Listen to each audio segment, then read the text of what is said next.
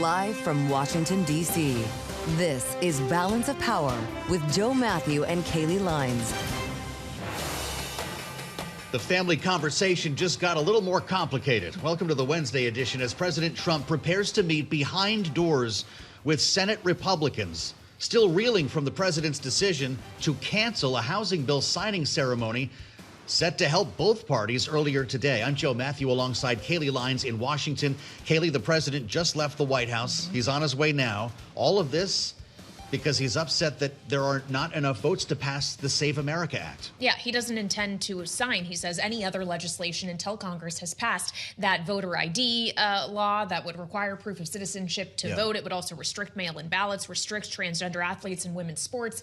All of that to say, it has a very steep uphill climb to actually becoming law. Many people here in Washington say it's completely unrealistic because you can't get 60 votes on it in the Senate due to the filibuster. Right. And in a reconciliation package, that's already a difficult ask, and the parliamentarian may decide it's not a budgetary matter. So what the president wants, he may not get, and he may hear a lot about that in the luncheon he's about to partake in. That's right, and it's the beginning of a long day for the president. This could be a long meeting, by the way. There's some things to air out, you might suggest, as the president sits down with the Republican leadership and the rank and file.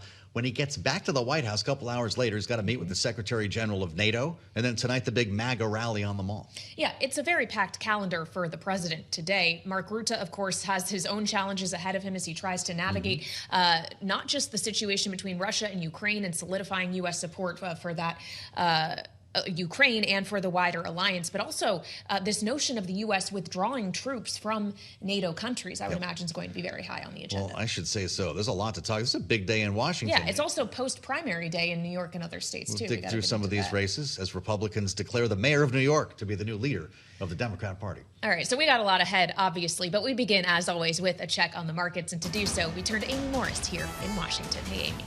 Hey, Kailey. Brent oil fell below $75 for the first time since the Iran war began, as more tankers are openly crossing the Strait of Hormuz, while the U.S. and Iran signal progress toward ending the war. Oil prices are down about 40% from their high during the peak of the conflict, with a steady increase in traffic adding to workarounds put in place to mitigate any disruption through Hormuz at the height of the war. Checking oil prices now, WTI crude now topping $70 a barrel, Brent crude topping $74 a barrel.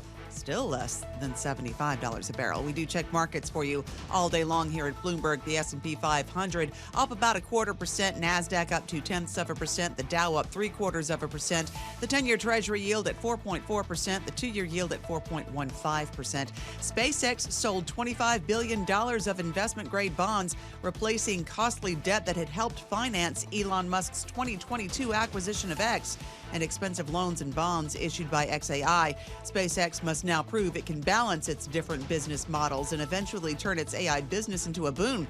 SpaceX shares right now are a little changed on the upside. Hertz shares tumbled the most in 2 years after the company warned profit this quarter is trending toward the low end of expectations. Hertz said in a regulatory filing that softness in the used car market will raise its depreciation costs. Shares of Hertz have fallen 34%. For on-demand news 24 hours a day, subscribe to Bloomberg News Now wherever you get your podcasts. I'm Amy Morris. That's a Bloomberg Business Flash. Let's go back to Balance of Power with Joe Mathieu and Kailey Leinz. All right, Amy Morris here in Washington with Joe and I. Thank you so much. And as we just ran you through, it is a very busy day here in Washington, a busy day specifically for the president, who is heading right now from the White House to Capitol Hill for lunch with Senate Republicans. That is likely to be testy, only to head back to the White House a few hours from now for another meeting that is set to be testy with the NATO Secretary General, Mark Rutte. Then, of course, he will have his celebratory America 250, Freedom 250 rally on the National Mall this evening. What we didn't know was going to be on the president's schedule today until yesterday was a bill signing of the 21st Century Road to Housing Act. He announced he would be signing it at the Capitol tomorrow. The White House press office was heralding this. Lawmakers were heralding it as a big bipartisan breakthrough and win on Capitol Hill, something we rarely see these days. And then this morning, of course, Joe, President Trump says the signing is canceled, and he will not sign that legislation until the Save America Act is passed. Today's housing news conference, he writes, and signing is hereby canceled until such time as we pass the desperately needed Save America Act. Kailey, the Sharpies were laid out. The cameras were on the stand. The stage was Reporters were there. The stage was literally set.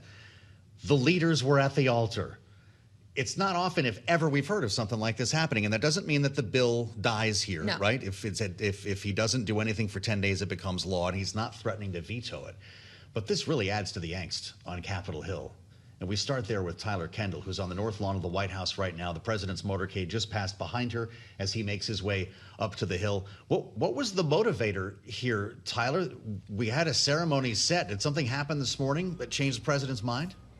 Well, Joe, at this point, it appears very evident that there has been mounting frustration, I think it's fair to say, for months from President Trump as he tries to get the Save America Act over the finish line. But we've repeatedly heard from Republican leaders, including this morning, that there just isn't the votes there, that the math doesn't work out. In fact, Senate Majority Leader John Thune, speaking to reporters within the last hour, said that it's clear that, quote, no doubt the president has got a lot of input, but ultimately he thinks that the president wants to eliminate the filibuster in order to get this done, and there's not going to be votes for that either, because as you were mentioning at the top of the program, in order for this to actually get done, you would very likely need 60 votes in the Senate, which means Democrats would have to get on board, which doesn't seem likely, let alone all Republicans, as some have expressed concerns over this legislation that would seek to tighten voter registration and casting of ballots. Now, we'll have to see where it goes from here. The House Speaker Mike Johnson said earlier today that he does expect President Trump to actually put his signature to this legislation, considering that it passed with such broad bipartisan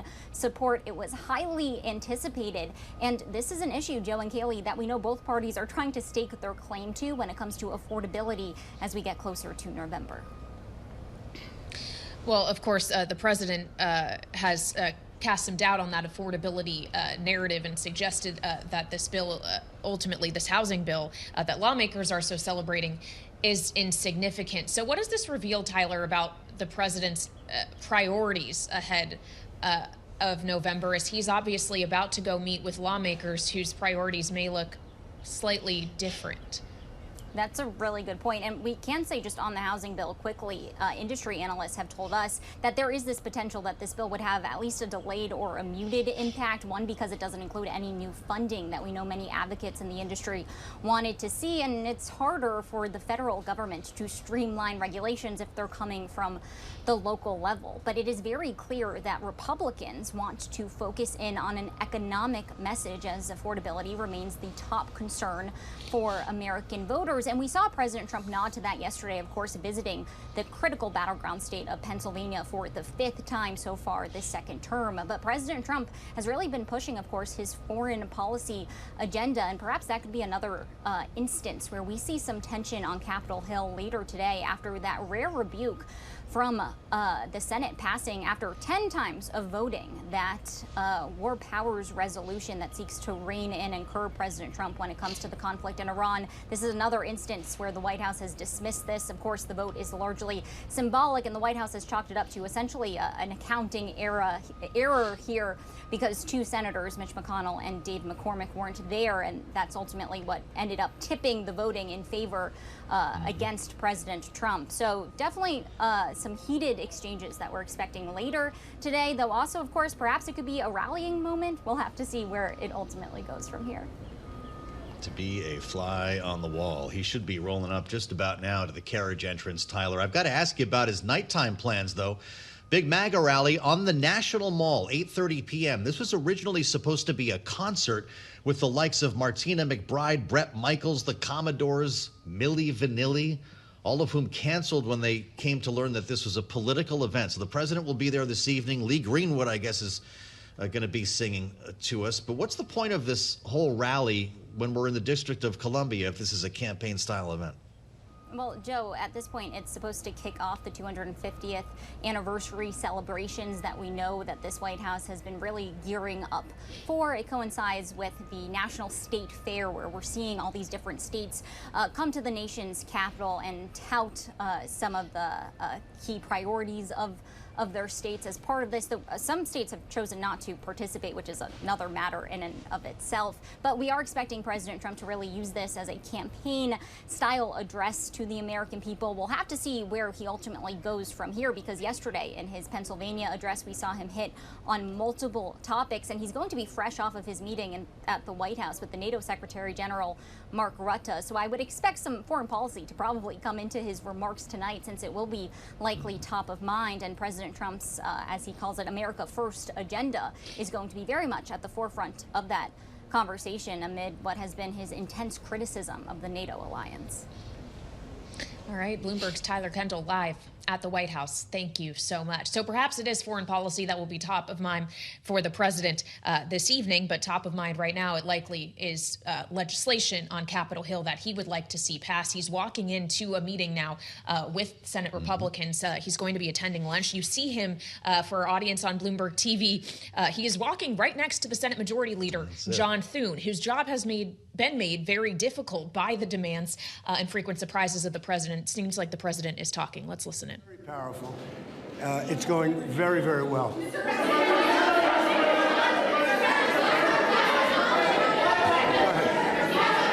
Go ahead. Buying a home is unattainable for so many Americans. Is this election legislation more important to you than resolving the housing crisis? This is every election's important. We're doing very well. They want a lot of communists to come in. I'm saying it a little bit differently, but the people that they're pushing are communists, and this country is not going to have communists. Thank you very much.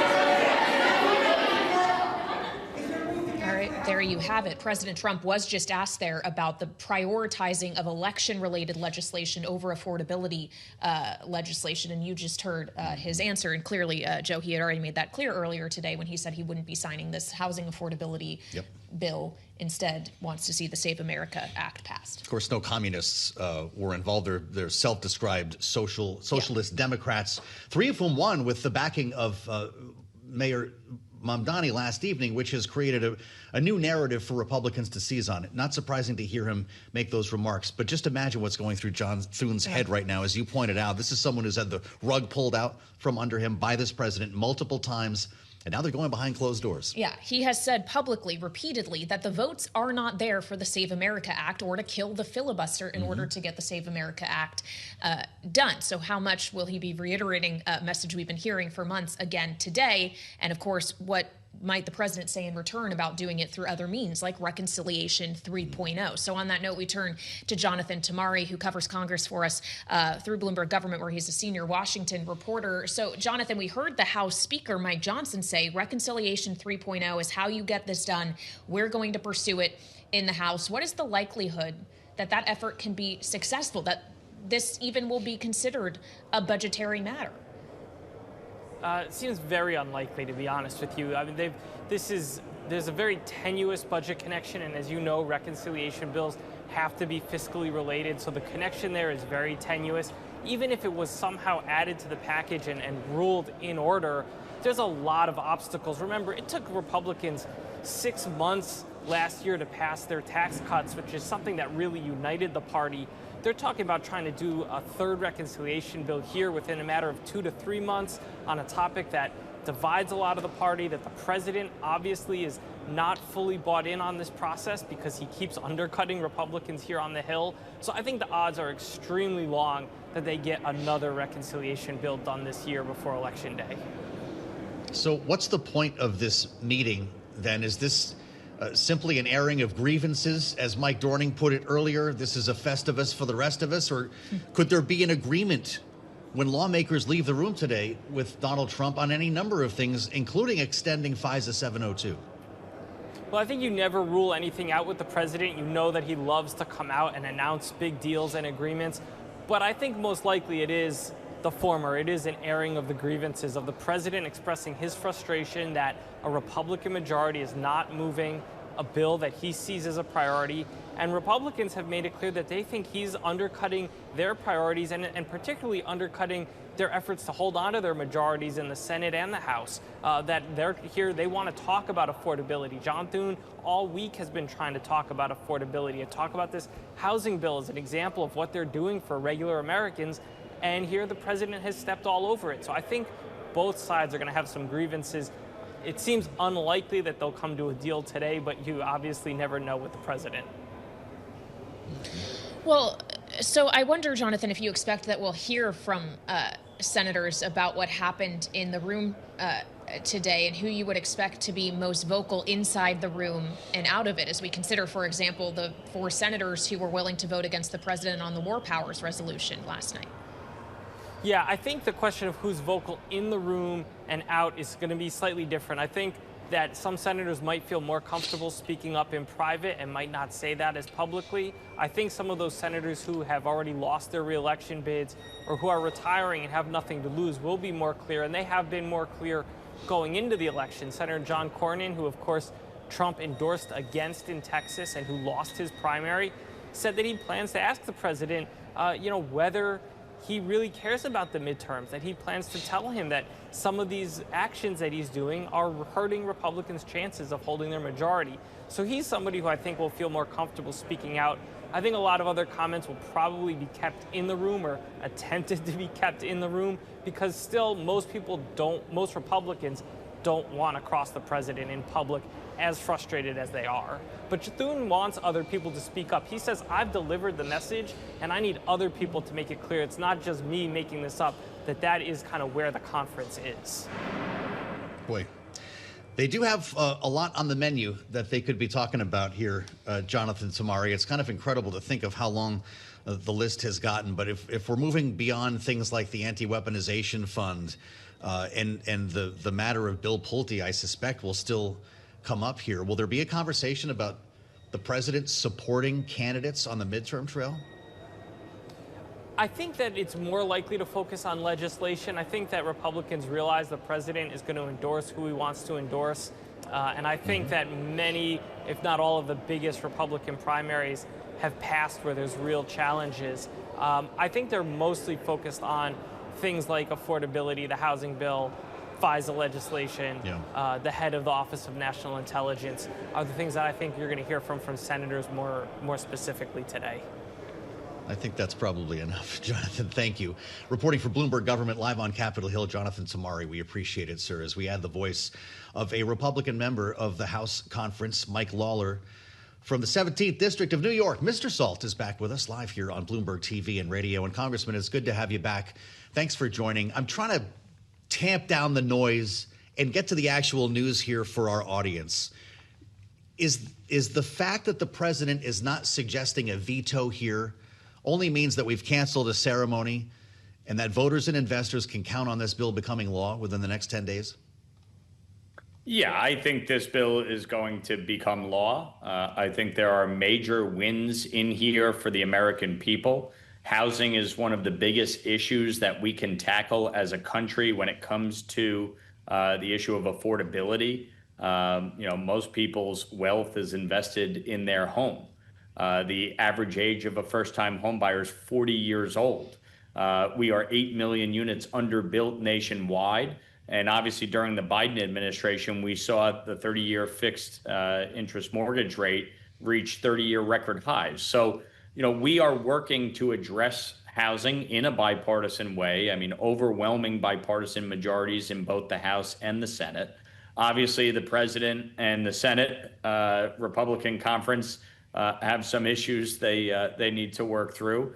But from my vantage point, this bill needs to be signed, needs to become law, and I'm confident it will. So is the order of priority here out of line for the president, Congressman? If you say this needs to be addressed, this affordability concern for voters, does election voter ID legislation not deserve to rank so highly? Well, look, Congress deals with a multitude of issues on any given week. I mean, we vote on dozens of bills. So obviously the president has... But the president is suggesting that there is an order of priority here. Let me finish. Okay, let me finish. The president has a priority that he has put on the table with the Senate for months. The Senate rules have obviously impeded the ability to pass that.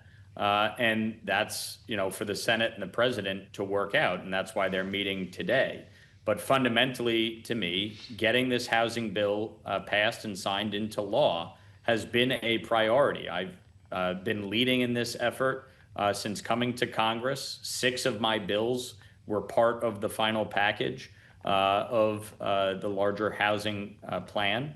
And so, this is something that I think is going to have a profoundly positive impact on the economy as we move forward, bringing down cost, increasing supply, cutting barriers to construction, increasing access to capital, preventing, large institutional investors from gobbling up single-family residential housing supply. So there are a lot of positive wins here that I think will ultimately impact the economy in a very positive way. The day-to-day bubble of Washington that we get caught up in, or you guys focus on, ultimately isn't going to matter. The bill is going to become law. Mm-hmm. That's what we're trying to arrive at, Congressman. Does that mean that the Save America Act also will, but at a later time? Look, we'll see what comes out of the conversation with the Senate and the president on that issue. Obviously, Reconciliation 3.0 is something that's on the table. I know the president has talked about the Senate filibuster, as another issue. All of these issues matter, and they're all stuff that Congress will work through. But the housing bill is passed, and it's going to be signed into law. Well, on Reconciliation 3.0, and we heard the speaker talk about this earlier, Congressman, suggesting the House is going to push ahead with it and try to have the Save America Act included, or at least have grants associated with it included. How heavy of a lift is that going to be? What actual odds would you put around Reconciliation 3.0 passing both chambers?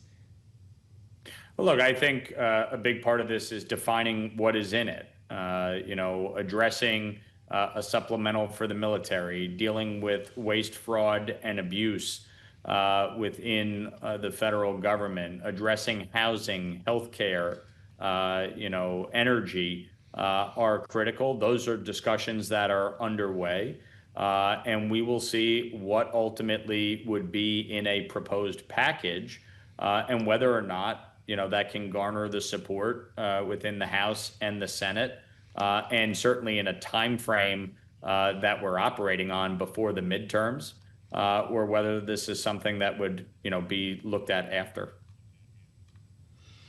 Quite a night in New York with the primaries, Congressman. We've got 2 more socialists going to Congress. Mayor Mamdani made 3 endorsements. All 3 of them won. And I'm wondering if you're looking at this as a Manhattan project, if you will, or a national trend?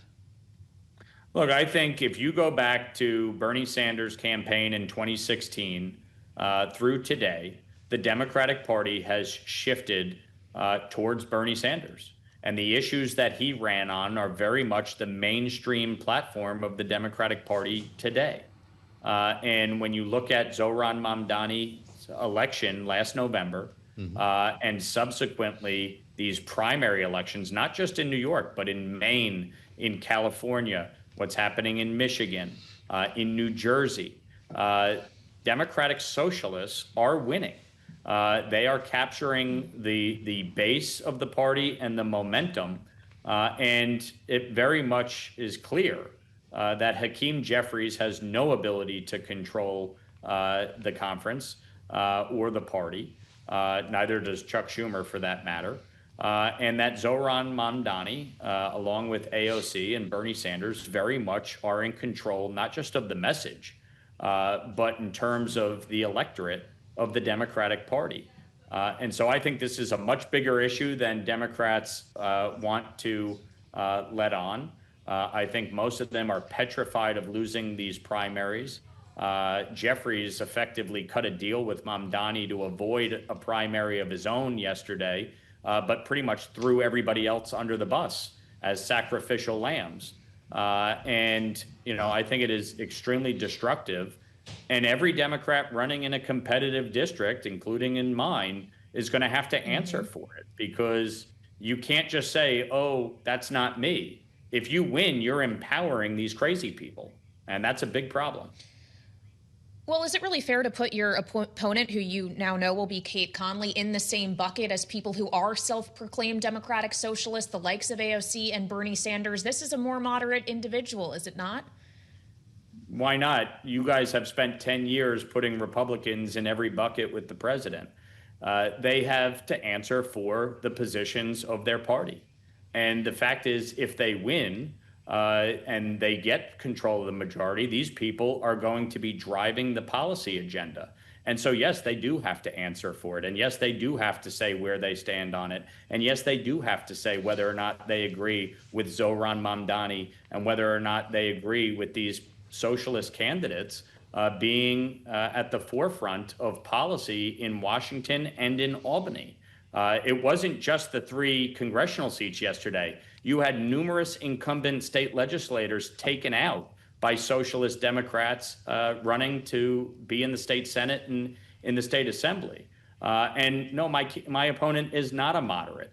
The fact is, she has said at no point any issue in which she would buck her party or work across the aisle or work with the president, frankly. I have a record of bipartisan accomplishment. I have a record of being effective and actually delivering bipartisan results, agreeing with the president at times, and also pushing back on the president. You don't just get to claim the mantle of moderation in comparison to the avowed socialists when, in fact, you have the same exact policy positions. Kate Conley wants to abolish ICE. Kate Conley wants to raise taxes on hardworking New Yorkers. She was opposed to the working families tax cut package. She was in favor of allowing illegal immigrants to collect health care benefits. So you claiming that she's a moderate, based on what? Well, because she is not a democratic socialist or has not openly subscribed to some of those ideas. Is that the new standard? Is that the new standard? You're a moderate if you're not a socialist? I mean, look. Well, no, I am just saying that you were speaking about democratic socialists and that your opponent is not Which is further to the left. I mean, look at Dan Goldman. Dan Goldman lost yesterday. Dan Goldman is not a moderate. Dan Goldman is a progressive Democrat. Adriano Espaillat is a progressive Democrat. You know, Antonio Reynoso, who lost in Nydia Velázquez's seat, is a progressive Democrat. These aren't moderates. The fact is, the socialist is further to the left, sure, but they're not moderates. And Kate Conley is not a moderate either. All right, Congressman, it's good to have you back. I do think, though, we can just, between you and I, acknowledge the fact that at Bloomberg, we do try to bring a range of voices on here, and we have never suggested that all Republicans are Donald Trump. But we'd love to talk to you. No, but you guys do continually ask every Republican candidate anything President Trump says or does. It's fair then to say to the Democrats, well, where do you stand on these people? That's a fair question. If you've done it for 10 years against Republicans, get ready to start doing it against Democrats with respect to Zohran Mamdani. We did do it for 4 years when President Biden was president. We tried to, that's for sure. But Congressman, we appreciate you joining us. The Congressman from the 17th District of New York, Mike Lawler, with us here on Bloomberg TV and radio.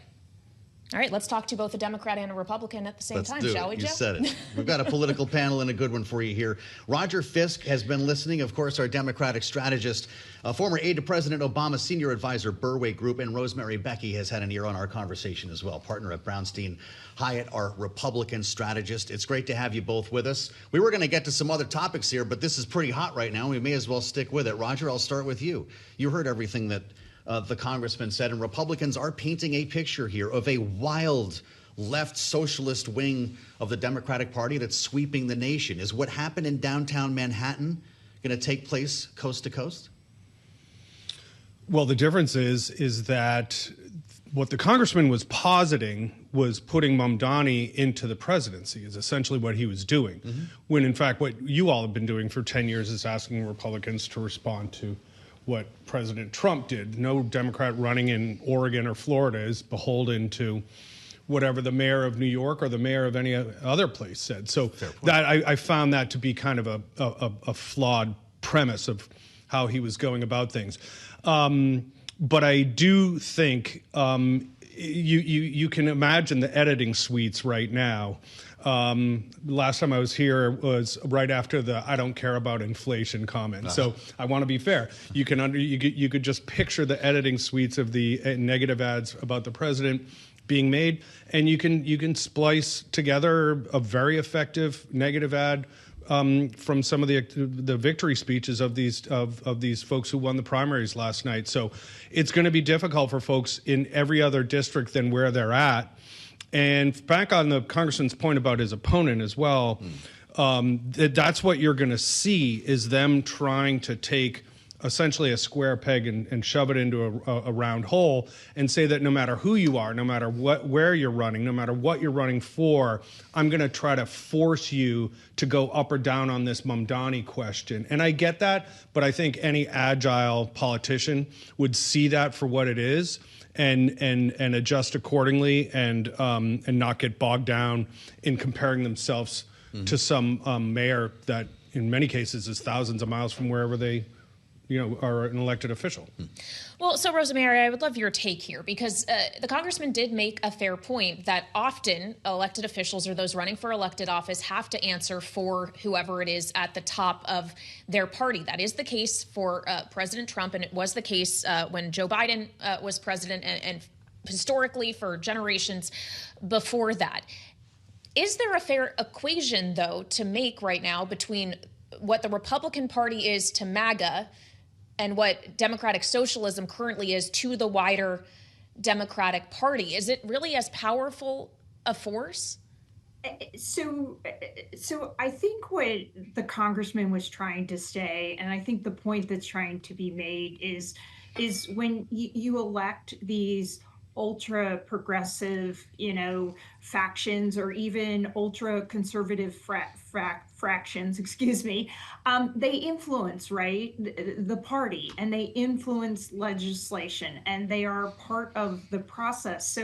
So when you're passing a bill or you're in committee, they have influence, right? And I think that's his point, and the fact that he feels that that Democrats will have to answer to it because those socialists are going to have a voice in Congress going forward. So I think it's true on both sides, to be honest, right? Like those extremes influence what happens in Washington. And right now we've got that, right? We've got a whole lot of gridlock going on because we've got a lot of different factions that are duking it out right now. The statement from the spokesperson at the NRCC tonight was not just a bad night for so-called leader Hakeem Jeffries. Mike Marinella writes, it was the night the Democrat establishment officially surrendered to Zoran Mamdani. The president had said weeks ago when he had a visit in the Oval Office with Mamdani that you're the leader of the Democratic Party. Does this argument highlight the fact that there is not a leader of the Democratic Party? In some ways, absolutely. And it's also the most recent, right? So we're immersed in recency bias right here. But one of the things that the Republicans have been successful in doing is, for example, if you polled many Republicans, you would get them to actually say that the Green New Deal was an actual legislative package that was passed and is now law. When in fact it was never a legitimate legislative vehicle at all. Small elements of it were taken up in infrastructure bills and some other things in the Biden administration. But it did become an extremely effective brush with which Republicans painted candidates, especially in primaries, as saying they're going to come in and do the Green New Deal. And so there's an element of jujitsu going on here. But I get it. I would, if I worked at the NRCC, I would not leave anything on the table. Yeah. Absolutely. I mean, it's on a platter. Like, I get it. Mm-hmm. Well, so for the NRCC, as we get to the crux of where the conversation began, Rosemary, about Republicans now pointing to what happened in New York and saying, look, this is where the entire Democratic Party is going. Does this make it easier in some swing districts for Republicans to win their re-elections or to to flip seats, knowing that there are other headwinds to consider, like an unpopular war in Iran, like ongoing questions around affordability, where even bipartisan efforts to address affordability aren't necessarily being seen to completion, at least today, if the president won't sign the bill? Look, I think this is an opportunity for Republicans. I think the Republicans need to really talk about affordability and talk about solutions, talk about ideas about, how do we improve housing? How do we lower energy costs, right? And start to address those issues and address them by saying higher taxes and more spending isn't the answer, right? That there's other better solutions out there. And so I think it's an opportunity. And I think the Republicans need to hone in on that, because at the end of the day, and I think we saw this in 2025, it is about affordability, right? Americans are feeling the pinch, whether it's energy costs, whether it's at the grocery store, healthcare costs, they are feeling the pinch. And so I think Republicans have to be out there talking about the solutions. Mm-hmm. Great panel. Rosemary, we thank you. Rosemary, Becchi, and Roger Fisk. Great insights after a doozy of an interview. I need to go get a glass of water or something. Can we breathe? We'll be back with much more as the president prepares to meet with the Secretary General of NATO in the next couple of hours. It's next on Bloomberg. It's 1:40 on Wall Street. I'm Amy Morris. Brent oil fell below $75 for the first time since the Iran war began, as more tankers openly crossed the Strait of Hormuz. While the U.S. and Iran signaled progress toward ending the war, oil prices down about 40% from their high during the peak of the conflict. WTI now topping $70 a barrel, and Brent crude is now less than $74 a barrel. Stocks are now erasing gains. Micron has been falling before it delivers those earnings after the closing bell. We do check markets for you all day long here at Bloomberg. The S&P 500 down 0.2%. NASDAQ down 0.3%. The Dow is up about 0.25%. The 10-year Treasury yield at 4.4% and the 2-year yield at 4.14%. Amazon's annual Prime Day sale off to a slow start, with the average household tracked by Numerator having spent about $89 so far. Shoppers have high expectations for steep discounts because of higher gas prices, but brands and merchants are also struggling to meet those expectations because they have their own rising costs. About 90% of Amazon Prime subscribers do plan to shop the sale, but they'll also be looking for deals on other websites to find the best discounts. Amazon shares right now more than 2% higher. For on-demand news 24 hours a day, subscribe to Bloomberg News Now wherever you get your podcasts. I'm Amy Morris. That's a Bloomberg Business Flash. Let's go back to Balance of Power with Joe Mathieu and Kailey Leinz. All right, Amy Morris checking on the markets for us. Thank you so much. Here in Washington, we are considering a busy day on both ends of Pennsylvania Avenue. Right now, as we speak, President Trump is in the luncheon with Senate Republicans, having walked in right next to the Senate Majority Leader, John Thune. And we know a number of items are going to be on that agenda, including, of course, the Save America Act, which the president wants passed before he signs the housing bill he was supposed to sign today. FISA, the war with Iran, likely to be a focus as well.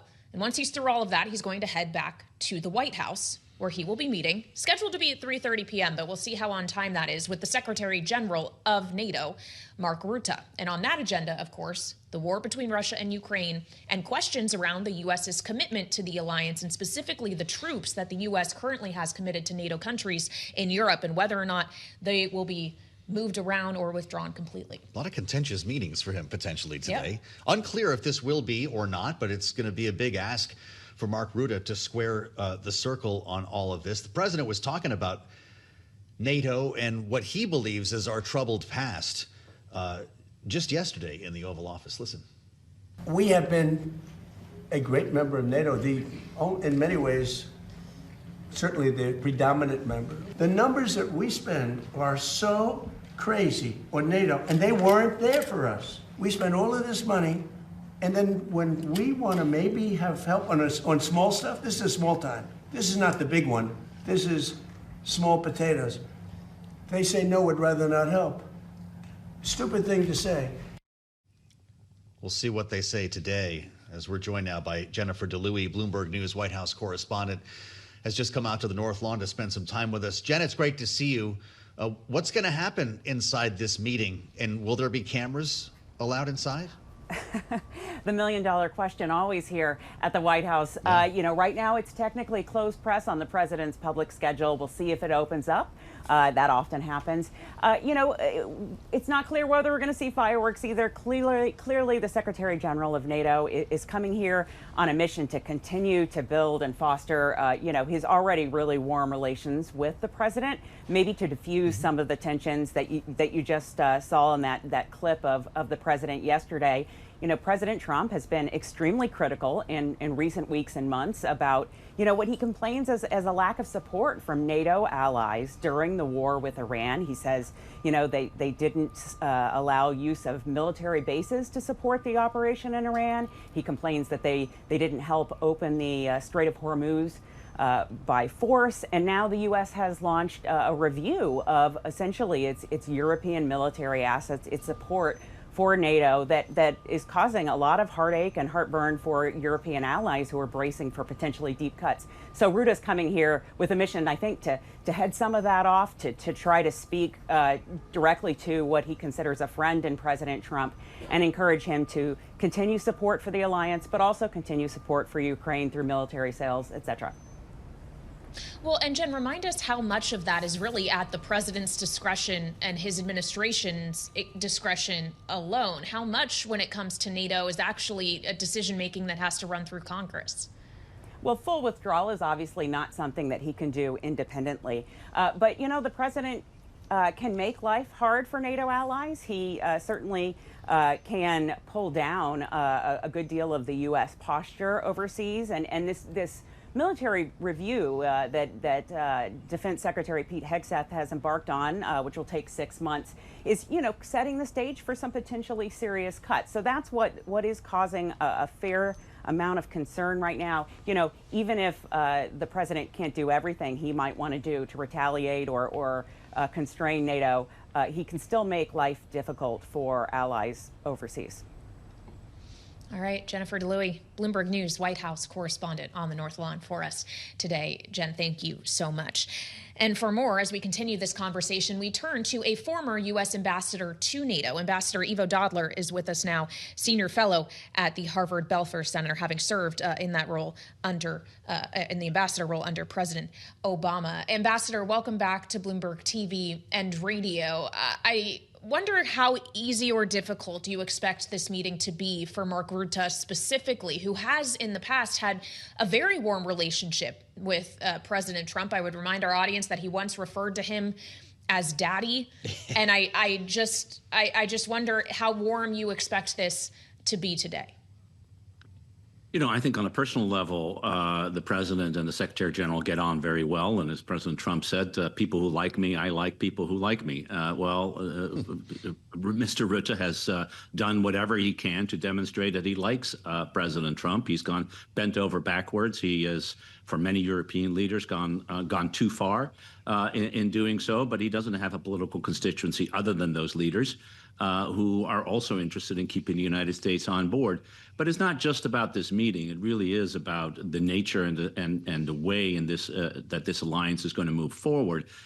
In less than 2 weeks, all 32 leaders are going to be in Ankara for a NATO summit. And what President Trump will do at that summit is the big question that Mr. Rutte is going to ask him. He wants to make sure that the summit doesn't blow up, that there aren't real fundamental big differences.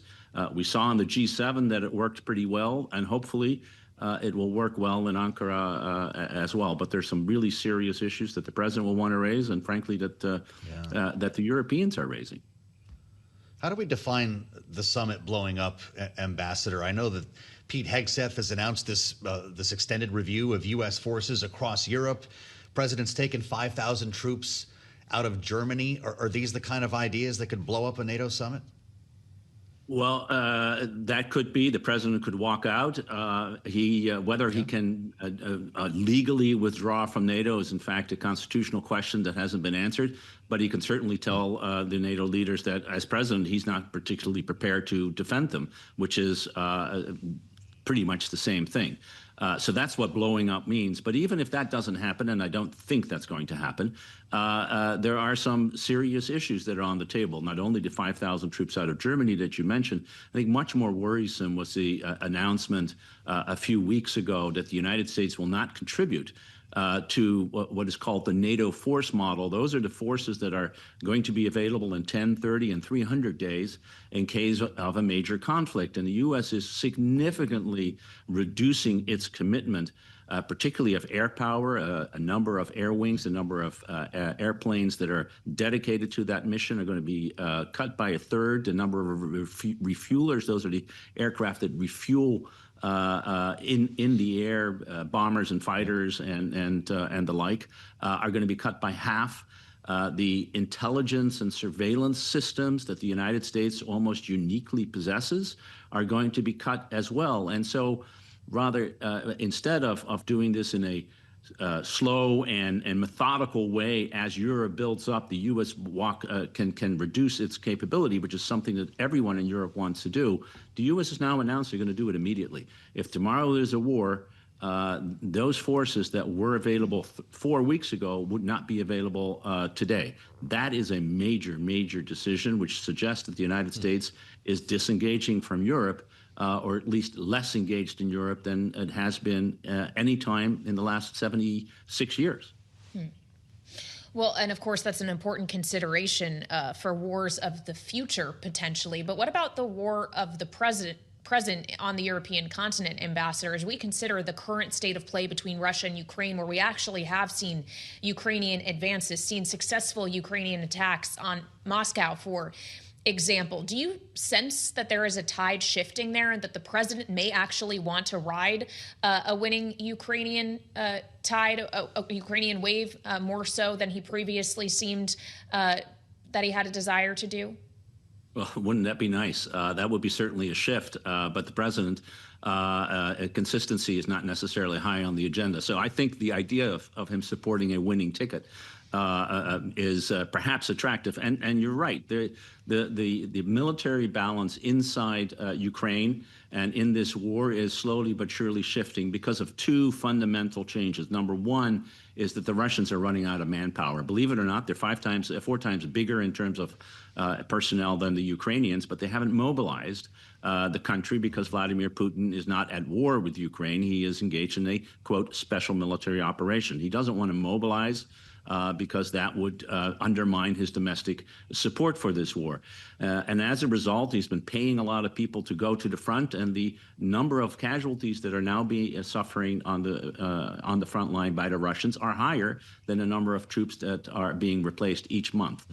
So the situation is getting worse. So is the economic situation for Russia, and that is one part of it. The second part of it is the Ukrainians, through drones and other strikes, are becoming increasingly able to hit the Russians both deep inside Russia, beyond the battlefield, and now to cut off Crimea from Russian support, particularly oil and other logistical support. So the war is churning, and if the president wants to jump on a winning bandwagon, he's a way to do that. He could call Vladimir Putin and say, you know what, you're losing this war. You're not getting the right kind of information from your generals. Here's the information that we have about what the state of the war is, and share some of the intelligence information that we have about it in order to convince Vladimir Putin that his choice is to stop now and keep at least for now what he has, or suffer a worse defeat. Well, you wonder if he might be motivated to take that posture after spending some time with allies at the NATO summit, Ambassador. When Bloomberg News wrote up a story about today's meeting with the Secretary General, we spoke to a number of lawmakers, Democrats and Republicans, including Democratic Senator Brian Schatz.